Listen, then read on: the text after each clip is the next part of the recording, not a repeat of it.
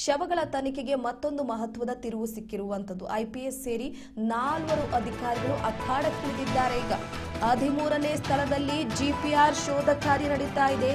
100 ಶವಗಳನ್ನ ಹೂತಿಟ್ಟಿದ್ದೀನಿ ಅನ್ನುವಂತ ಅನಾಮಿಕನ ಹೇಳಿಕೆಯ ವಿಚಾರವಾಗಿ ಎಸ್ಐಟಿ ರಚನೆ ಮಾಡಲಾಯಿತು. ಶವಗಳ ತನಿಖೆಗೆ ಮತ್ತೊಂದು ಮಹತ್ವದ ತಿರುವು ಸಿಕ್ಕಿದೆ. ಈಗ ಐಪಿಎಸ್ ಸೇರಿ 4 ಅಧಿಕಾರಿಗಳು ಅಖಾಡಕ್ಕೆ ಇಳಿದಿದ್ದಾರೆ. 13ನೇ ಸ್ಪಾಟ್ ಶೋಧನೆಯ ಹೊತ್ತಲ್ಲೇ ಎನ್ಎಚ್ಆರ್ಸಿ ಎಂಟ್ರಿಯನ್ನ ಕೊಟ್ಟಿರುವಂತದ್ದು. ಪ್ರಮುಖವಾಗಿ national human rights commission NHRC entry ಕೊಟ್ಟಿದೆ. ಸತ್ಯಾಸತ್ಯತೆಯನ್ನ ಭೇದಿಸುವುದಕ್ಕೆ ಧರ್ಮಸ್ಥಳದಲ್ಲಿ ಬಿಡಾರವನ್ನ ಹೂಡಿರುವಂತದ್ದು. ನೇತ್ರಾವತಿ ತೀರ ರತ್ನಗಿರಿಯಲ್ಲಿ ಎಸ್ಐಟಿ ತಂಡ ಟೆಂಟ್ ಹಾಕೊಂಡ್ಬಿಟ್ಟಿದೆ. ಮತ್ತಷ್ಟು ಕುತೂಹಲವನ್ನ ಹೆಚ್ಚಿಸಿದೆ ಹಕ್ಕು ಆಯೋಗದ ಆ ಒಂದು ಕಾರ್ಯಾಚರಣೆ. ನೋಡಿ, ಪ್ರಮುಖವಾಗಿ ಧರ್ಮಸ್ಥಳದಲ್ಲಿ ಅನಾಮಿಕ ಸಾಕ್ಷಿದಾರ ಗುರುತಿಸಿದ 13ನೇ ಸ್ಥಳದಲ್ಲಿ ದಿಲ್ಲಿಯಿಂದ ತರಿಸಿದ ಡ್ರೋನ್ ಮೌಂಟೆಡ್ ಜಿಪಿಆರ್ ಮೂಲಕ ಪ್ರಾಯೋಗಿಕ ಕಾರ್ಯಾಚರಣೆಯನ್ನ ನಿನ್ನೆ ನಡೆಸಲಾಯಿತು. ಅದಾದ ನಂತರವಾಗಿ ಅಜಕುರಿ ರಸ್ತೆಯಲ್ಲಿ ನೇತ್ರಾವತಿ ನದಿ ಪಕ್ಕದಲ್ಲಿ ಕಿಂಡಿ ಅಣೆಕಟ್ಟಿನ ಸಮೀಪ ಅನಾಮಿಕ ವ್ಯಕ್ತಿ ಗುರುತಿಸಿದ 13ನೇ ಸ್ಥಳದಲ್ಲಿ ಅರ್ಧ ತಾಸು ಜಿಪಿಆರ್ ಹಾರಾಟವನ್ನು ನಡೆಸಿ ಪ್ರಾಯೋಗಿಕ ಕಾರ್ಯಾಚರಣೆಯನ್ನು ಕೂಡ ನಡೆಸಲಾಯಿತು. ಬಳಿಕ ಪೌರ ಕಾರ್ಮಿಕರು ಜಾಗದಲ್ಲಿ ಬೆಳೆದಿದ್ದ ಗಿಡಗಂಟಿಗಳನ್ನು ತೆರವುಗೊಳಿಸಿದರು. ತದನಂತರವಾಗಿ ಸ್ಥಳದಲ್ಲಿ ವಿದ್ಯುತ್ ಲೈನ್ ಸಂಬಂಧಿಸಿದ ಕಾಮಗಾರಿಯನ್ನ ಮೆಸ್ಕಾಂ ಸಿಬ್ಬಂದಿ ನಡೆಸಿದರು. ಸ್ಥಳ ಸ್ವಚ್ಛಗೊಳಿಸುವುದರಿಂದ ಸದ್ಯಕ್ಕೆ ಇವತ್ತು ಅಧಿಕೃತವಾಗಿ ಕಾರ್ಯಾಚರಣೆ ನಡೆಯುತ್ತೆ ಅಂತ ಹೇಳಲಾಗಿತ್ತು. ಹಾಗಾಗಿ ರಾತ್ರೋರಾತ್ರಿ ಎನ್ಎಚ್ಆರ್ಸಿ ಎಂಟ್ರಿಯನ್ನ ಕೊಟ್ಟಿರುವಂತದ್ದು. ಯಾವ ರೀತಿಯಾಗಿ ಕಾರ್ಯಾಚರಣೆ ನಡೆಸಿತು? ರಾತ್ರಿ ಎಂಟ್ರಿ ಕೊಟ್ಟ ನಂತರವಾಗಿ ರಾತ್ರೋರಾತ್ರಿ ಮಾನವ ಹಕ್ಕುಗಳ ಆಯೋಗ ಕಾರ್ಯಾಚರಣೆಗಿಳಿದಿದೆ. ವಿವಿಧ ಆಯಾಮಗಳಲ್ಲಿ ದಾಖಲೆ ಮತ್ತು ಮಾಹಿತಿಯನ್ನ ಸಂಗ್ರಹ ಮಾಡಿರುವಂತದ್ದು. ಅಂದ್ರೆ ಪೊಲೀಸ್ ಠಾಣೆ, ಎಸ್ಐಟಿ ದೇವಸ್ಥಾನದಿಂದ ಮಾಹಿತಿಯನ್ನ ಕಲೆ ಹಾಕಿರುವಂತದ್ದು.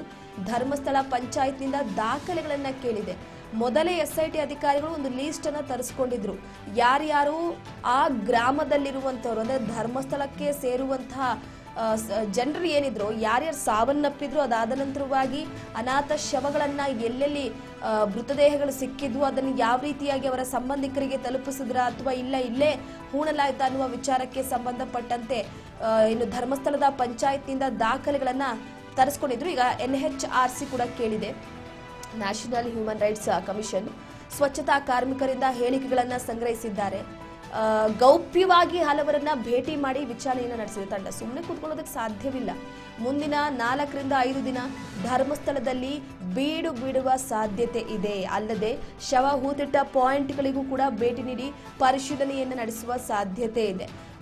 ಈಗಾಗಲೇ 1 ರಿಂದ 13ರವರೆಗೂ ಕೂಡ ಅಖಿಲಾಗಿದೆ.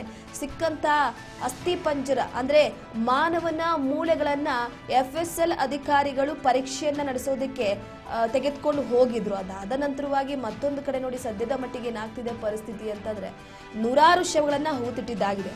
ಈಗ ಅನಾಮಿಕ ವ್ಯಕ್ತಿ ಕೊಟ್ಟಂತಹ ವಿಚಾರಕ್ಕೆ ಸಂಬಂಧಪಟ್ಟಂತೆ ಕಾರ್ಯಾಚರಣೆ ನಡೆಸಲಾಗ್ತಾ ಇದೆ. ಈಗ ರಾಷ್ಟ್ರೀಯ ಮಾನವ ಹಕ್ಕುಗಳ ಆಯೋಗ ಭೇಟಿ ಕೊಟ್ಟಿರುವಂತದ್ದು ಒಂದು ರೀತಿ ಕುತೂಹಲಕ್ಕೆ ಕಾರಣವಾಗಿರುವಂತದ್ದು.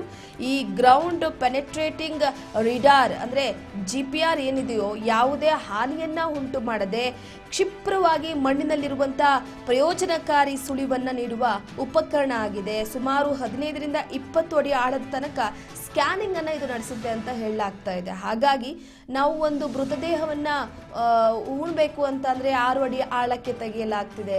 ಆಮೇಲೆ ಅದಾದ ನಂತರವಾಗಿ ಒಂದು ಮೃತದೇಹದ ಅಳತೆಯ ವಿಚಾರಕ್ಕೆ ಸಂಬಂಧಪಟ್ಟಂತೆ ಕೂಡ ಅಂದ್ರೆ ಸುಟ್ಟು ಹಾಕೋದಾಗಿರ್ಬೋದು, ಹೂಳೋದಾಗಿರ್ಬೋದು, ಇವೆರಡು ಪ್ರೋಸೆಸ್ ಕೆಲವೊಂದಿಷ್ಟು ಕಡೆ ಇರುತ್ತೆ. ಕೆಲವೊಂದು ಹಳ್ಳಿ ಕಡೆ, ಗ್ರಾಮೀಣ ಭಾಗದಲ್ಲಿ, ಸಿಟಿ ಭಾಗದಲ್ಲಿ ಹೂಣೋದಕ್ಕೆ ಜಾಸ್ತಿ ಸ್ಥಳಗಳಿರೋದಿಲ್ಲ. ಹಾಗಾಗಿ ಏನ್ ಮಾಡ್ತಾರೆ, ಸುಡಲಾಗುತ್ತೆ ಮೃತದೇಹವನ್ನ. ಆದ್ರೆ ಹಳ್ಳಿ ಕಡೆ ತಂದೆ ತಾಯಿ, ತಮ್ಮ ಕುಟುಂಬಸ್ಥರು, ತಮ್ಮ ಅಜ್ಜ ಮುತ್ತಜ್ಜ, ಈ ರೀತಿಯಾಗಿ ಒಂದು ಸೆಂಟಿಮೆಂಟ್ ಇರುತ್ತೆ. ಹಾಗಾಗಿ ಕೆಲವೊಂದಿಷ್ಟು ಕಡೆ ಮೃತದೇಹವನ್ನ ಉಣೋದು ಇರುತ್ತೆ, ಕೆಲವೊಂದಿಷ್ಟು ಕಡೆ ಸುಡೋದು ಇರುತ್ತೆ. ಸೊ ಹಾಗಾಗಿ ಸದ್ಯದ ಮಟ್ಟಿಗೆ 100 ಶವಗಳ ಹೂತಿಟ್ಟ ಪ್ರಕರಣಕ್ಕೆ ಸಂಬಂಧಪಟ್ಟಂತೆ ಈಗ ಎನ್ಎಚ್ಆರ್ಸಿ ಎಂಟ್ರಿ ಆಗಿರುವಂತದ್ದು.